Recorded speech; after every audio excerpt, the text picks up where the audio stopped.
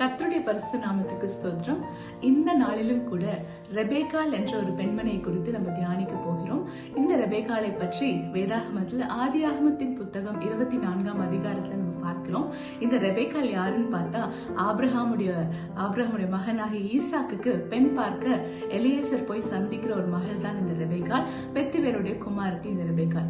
எலியேசர் ஒரு விண்ணப்பத்தோடு கூட ஒரு அடையாளத்தை கேட்டு இந்த பெண்ணை பார்க்க போகும்பொழுது அந்த நேரத்துல இந்த ரெபேக்காள் மிக புன்முறுவலோடு மிகவும் ஒரு குணசாலியான ஒரு ஸ்திரீயாய் அவருக்கு பணிவிடை செய்து தண்ணீர் வார்த்து அவங்க வீட்டுக்கு அழைத்து கொண்டு போகிறாள். அங்கு சென்ற உடனே தன்னுடைய பெற்றோர் சகோதரன் எல்லாரும் அவரை கோடாக்கொடியாய் வாழ்வாய் என்று சொல்லி வாழ்த்தி அவரோடு கூட ஈசாக்குக்கு மனைவியாகும்படி அனுப்பி வைக்கிறார்கள்.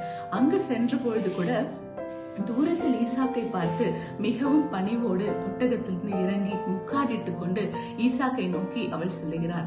தாயை இழந்து தவித்துக் கொண்டிருக்கிற ஈசாக்குக்கும் மனைவியை இழந்து தவித்துக் கொண்டிருக்கிற ஆபிரகாமுக்கும் ஒரு ஆறுதலின் மகளாய் இந்த மகள் திகழ்கிறார்.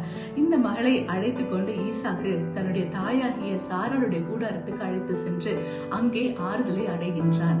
இப்படிப்பட்ட ஒரு ஆறுதலின் மகளாய் கூட நம்முடைய ரெபேக்காள் திகழ்ந்திருக்கிறாள். அது மட்டுமில்லாத அவளுக்கு பிள்ளை எல்லாரும் இருந்த பொழுது தன்னுடைய கணவனாகிய ஈசாக்கு ஜெபித்த பொழுது 2 பிள்ளைகளை அவள் வயிற்றில் சுமந்திருக்கிற வேளையில வயிற்றில பிள்ளைகள் போராடி கொண்டிருக்கிற வேளையில மனுஷர்களை நோக்கி அவள் கேட்காமல் தேவனிடத்தில் விசாரிக்கும்படி அவள் சென்று தேவனுடைய திட்டத்தை அவள் அறிந்து கொள்கிறார். அந்த திட்டத்தையும் அவள் செயல்படுத்த தேவன் உபயோகப்படுத்தின ஒரு பாத்திரமாய் ரெபேக்காள் பயன்பட்டாள். இந்த ரெபேக்காளை போல பெண்களாகிய நாமும் கூட குணசாலிகளாய் இருந்து அநேகருக்கு எல்லா விதத்திலும் இறங்கி எல்லாருக்கும் உதவி செய்து அவருடைய தேவ திட்டத்தை செயல்படுத்துகிறவர்களாய் நாமும் திகழ தேவன் நமக்கு உதவி செய்வாராக.